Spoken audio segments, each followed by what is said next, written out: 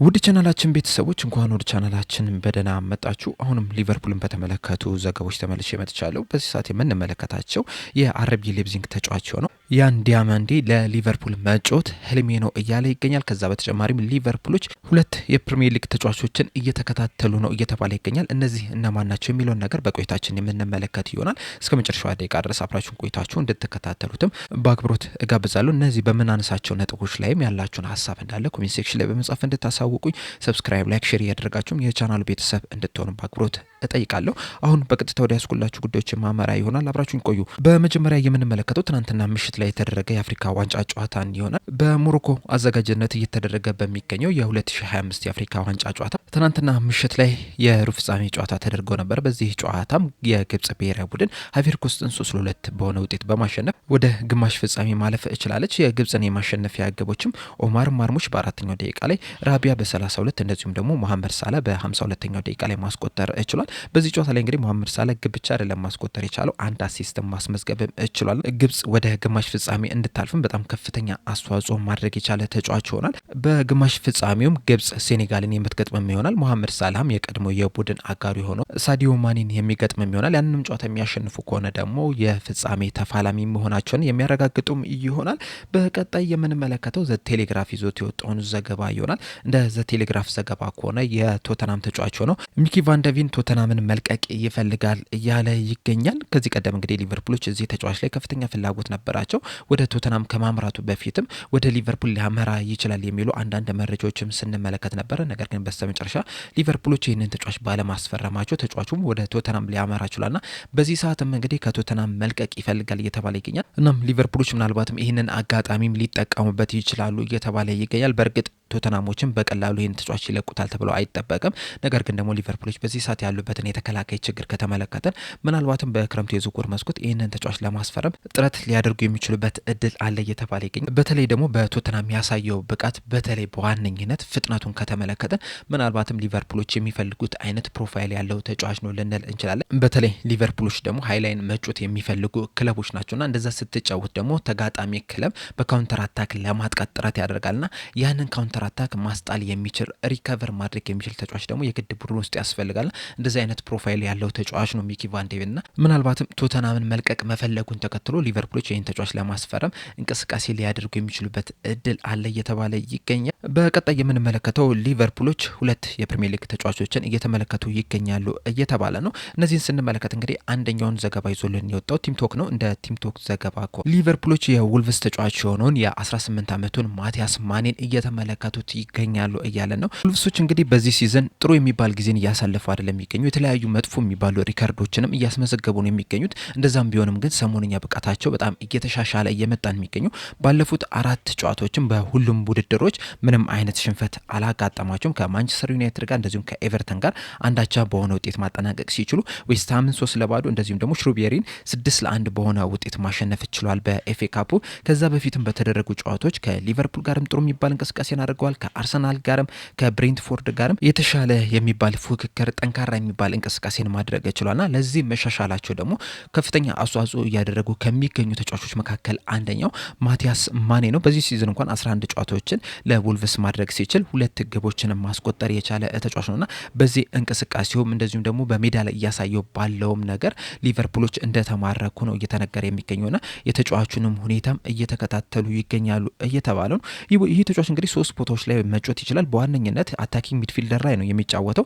ከዛ በተጨማሪም ግን በመሀል ሜዳ ላይ እንደዚሁም ደግሞ በአጥቂ ስፍራ ላይ መጫወት የሚችል ተጫዋች ነው። ቨርሳታይል የሚባል ተጫዋች ነው። ገና 18 ዓመቱ ላይ ነው የሚገኘው። ከዚህ በኋላም በጣም ትልቅ ተስፋ የተጣለበት ተጫዋች ነውና በዚህ ምክንያትም ይህንን ተጫዋች ለማስፈረም ፍላጎት አሳይተዋል እየተባለ ይገኛል።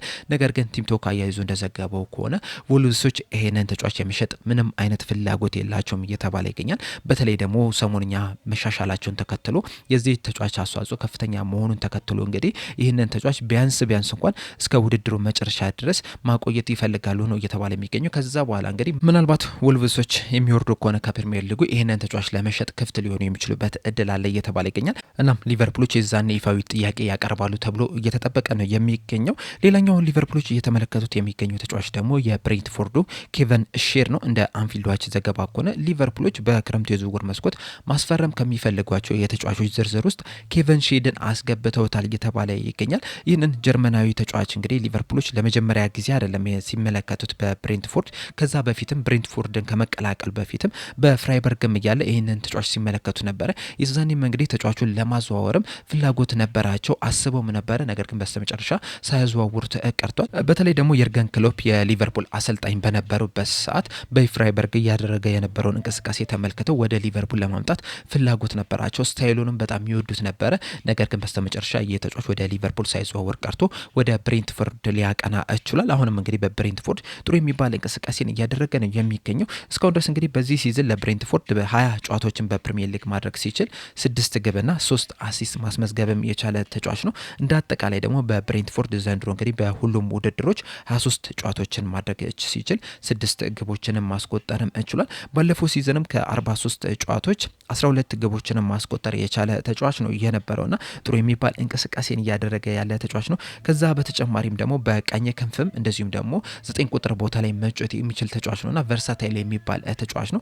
ለዛም ነው እንግዲህ ሊቨርፑሎች ይሄንን ተጫዋች እየተመለከቱት የሚገኙት። በተጨማሪም ደግሞ ፕረስ በማድረግ በጣም ጥሩ የሚባል ተጫዋች ነው። በዚህ ሰዓት እንግዲህ በብሬንትፎርድ በጣም ፕረስ ከሚያደርጉ ተጫዋቾች መካከል አንደኛው ኬቨን ሼር ነውና አሰልጣኝ አርነ ስሎትም የሚፈልጉት አይነት ፕሮፋይል ያለው ተጫዋች ነው። እንደዚሁም ደግሞ በጣም ፈጣን የሚባል ተጫዋች ነው። በቡንደስሊጋም እያለ 36.37 ኪሎ ሜትር ፐር ሃወር ማስመዝገብ የቻለ ተጫዋች ነው። በፕሪሚየር ሊጉም በብሬንትፎርድ 34.8 ኪሎ ሜትር በሰዓት ማስመዝገብ የቻለ ተጫዋች ነው። ይህም የሚያሳየው ደግሞ ምን ያህል ፈጣን ተጫዋች እንደሆነ ነው። ሊቨርፑሎች ደግሞ በዚህ ሰዓት በቡድናቸው ውስጥ እንደዚህ አይነት ፕሮፋይል ያለው ተጫዋች የለም። በተለይ ደግሞ ሃይ ፕረስ ማድረግ የሚችል በጣም ፈጣን ተጫዋች ብዙም የላቸውም። ከዚህ በፊት እንግዲህ ሊቨርፑሎች በዚህ ነበር የሚታወቁት፣ በተለይ ደግሞ እነ ፈርሚኖና እነ ሳዲዮ ማኒ እያሉ ማለት ነውና ያ ነገር በዚህ ሰዓት ግን በሊቨርፑል ቤት ውስጥ እየተመለከተን አይደለም የምንገኘው። ከዛ በተጨማሪም ሊቨርፑሎች አሁን ያሏቸውን ተጫዋቾች ስንመለከታቸው አብዛኞቹ ወደ ቦክስ ውስጥ በፍጥነት የሚገቡ ተጫዋቾች አይደሉም። ኮዲ ጋክፖንም ከተመለከትን ከቦክስ ውጪ ከሳጥኑ ውጪ መምታት የሚወድ ተጫዋች ነው።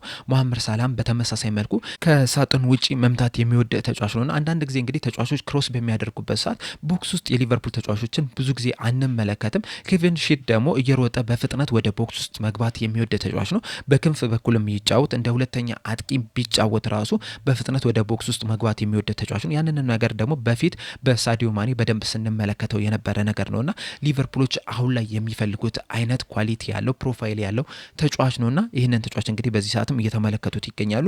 ምናልባትም በጃንዋሪ ዝውውር መስኮት ይህንን ተጫዋች ለማስፈረም ጥረት ባያደርጉ እንኳን በክረምቱ የዝውውር መስኮት ግን ይህንን ተጫዋች ለማስፈረም እንቅስቃሴ ሊያደርጉ ይችላሉ እየተባለ ይገኛል። ሌላኛው የምንመለከተው ደግሞ ያን ዳያመንዲን የተመለከተውን ዘገባ ይሆናል። በቅርቡ እንግዲህ ይህ ተጫዋች የሰጠው አንድ አስተያየት አለ። በዚህም አስተያየት ምንድን ያለው አንድ ህልም አለኝ፣ እሱ ምንድነው ወደ አንፊልድ ሄዶ ለሊቨርፑል መጫወት። ሊቨርፑልን ከልጅነቴ ጀምሮ እየደገፍኩት ያደግኩት ክለብ ነው። የኔ ብቻም ሳይሆን አባቴም ጭምር ወደ ሊቨርፑል ሄጄ ለሊቨርፑል ስጫወት ማየትን ይፈልጋል። ምኞቱም ያ ነው፣ ህልሙም ያ ነው። የአባቴን ህልም አሳካው ማለት ደግሞ የኔንም ህልም አሳካው ማለት ነውና ወደ ሊቨርፑል ሄጄ መጫወት እፈልጋለሁ የሚል አስተያየትን ሰጥቷል። ሊቨርፑሎች እንግዲህ ከዚህ ተጫዋች ጋር ስማቸው በስፋት ሲያያዝ ነበረ ከጥቂት ሳምንታት በፊት። በቅርቡ ደግሞ ከማንቸስተር ዩናይትድ ጋር ስሙ ሲያያዝ የነበረ ተጫዋች ነው። እንደውም ማንቸስተር ዩናይትዶችም ከአርቢ ሌፕሲንግ ጋርም አንዳንድ ግንኙነቶችን አድርጓል ሲሉም መስማትም እችለን ነበረ።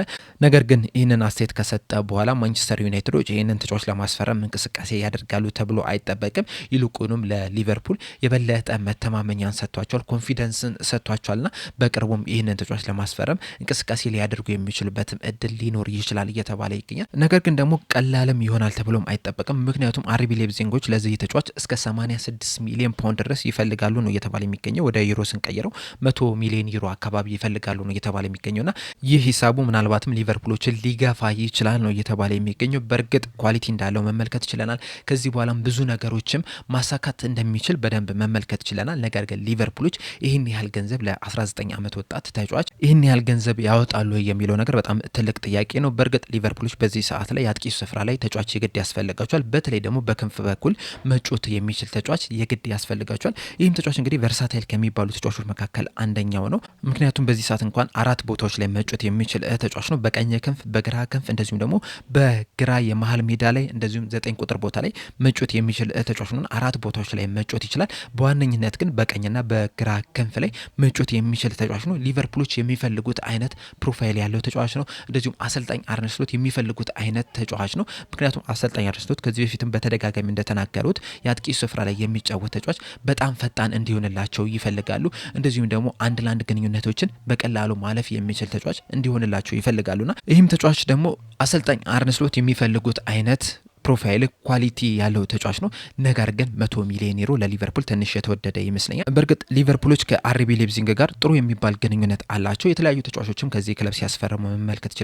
እንደነ ኢብራሂማ ኮናቴ እንደነ ናቢ ኬታም ከአርቢ ሌፕዚንግ የፈረሙ ተጫዋቾች ናቸውና መጀመሪያ ላይ ከታሰበላቸው ሂሳብም ቀነስ አድርገውም ነው ሊቨርፑሎችም ያስፈረሟቸው እነዚህ ተጫዋቾችና አሁንም ሊቨርፑሎች ይህንን ተጫዋች ለማስፈረም በደንብ ገፍተው የሚሄዱ ከሆነ ምናልባትም ከታሰበለት 100 ሚሊዮን ዩሮ ወይም ደግሞ ከ86 ሚሊዮን ፓውንድም አስቀንሰው ሊገዙት የሚችሉበት እድል አለ። ነገር ግን ዋናው ጥያቄ በመጀመሪያ ደረጃ ሊቨርፑሎች ይህ ተጫዋች ቶፕ ታርጌታቸው ነው ወይም ቀዳሚ ምርጫቸው ነው ወይ የሚለው ነገር ነው። ምክንያቱም በዚህ ሰዓት እንግዲህ የተለያዩ ተጫዋቾችን እየተመለከቱ ነው የሚገኙት እንደነ ባርኮላ አይነት ተጫዋቾችን እየተመለከቱ ነው የሚገኙትና ያን ዲያማንዲስ በሊቨርፑል ዝርዝር ውስጥ የትኛው ደረጃ ላይ ነው የተቀመጠው? አንደኛ ደረጃ ላይ ነው፣ ሁለተኛ ነው ወይስ ሶስተኛ ደረጃ ላይ ነው የተቀመጠው የሚለው ነገር በደንብ መታየት መቻል አለበት። አንደኛ ደረጃ ላይ ከሆነ ምናልባትም ሊቨርፑሎች ገፍተው ሄደው ይህንን ተጫዋች ከአርቢ ሌፕዚንግ ሊያስፈርሙ የሚችሉበት እድል አለ።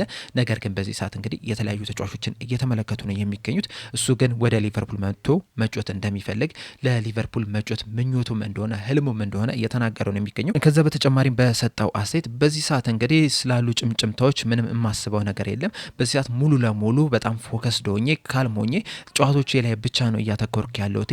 100% ስራዬ ላይ ብቻ ነው እያተኮርኩ ያለሁት። ራሴን ማሻሻል ላይ ነው እያተኮርኩ ያለሁት የሚል አስተያየትን ሰጥቷል። እና በዚህ በሰጠው አስተያየት ያላችሁ ሀሳብ ምንድነው? ለሊቨርፑል መጮት እፈልጋለሁ እያለ ነው። በዚህ ዙሪያ ያላችሁ ሀሳብ እንደዚሁስ ሊቨርፑሎች ይህንን ተጫዋች ለማስፈረም ጥረት ማድረግ መጀመር አለባቸው ብላችሁ ታስባላችሁ ወይስ ሌላ ተጫዋች ቢመጣ ይሻላል ብላችሁ ታስባላችሁ? ሀሳባችሁ እንዳለ ኮሜንት ሴክሽን ላይ በመጻፍ አሳውቁኝ። ለአሁን እኔ እዚህ ላይ ያበቃው። በቀጣይ በሌላ እስከምንገናኝ ድረስ ሰብስክራይብ፣ ላይክ፣ ሼር ማድረግ እንዳትረሱ። ቸር ያቆየን።